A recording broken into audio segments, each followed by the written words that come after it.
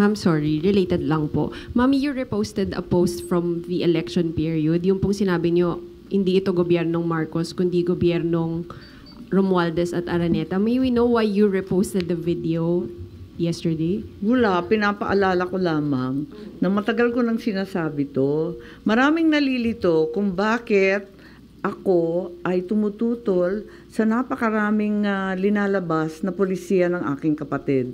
Tulad ng sinasabi ko, mahal ko ang aking kapatid. Hindi magmamaliw yan kailanman.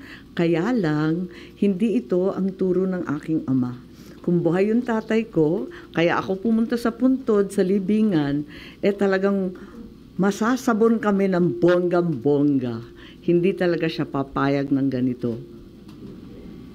Last na lang po. Ma'am, nakausap niyo na po ba yung kapatid niyo ever since nagsimula to yung mga flood control? Wala. Hindi na kami nagkikita. Hindi ako kumbidado sa Ilocos.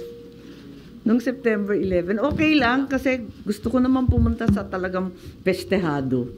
Yung tatay ko naman na may birthday, di puntahan sa puntod. At saka kasama ko, masaya. Masaya kasi lahat ng matatanda, nandun yung one and only Prime Minister of the Republic of the Philippines, si Cesar Birata, sina Jimmy Laya, sina Jerry Sikat ng dating NEDA na makapangyarihan at malaki. Lahat yun. Tapos yung mga dati niyang general, sumaludo pa nga, nakakatuwa nga ang tatanda na nila. So, masaya naman kami. Enjoy nga At saka maraming kinain ng mga Ilocano food.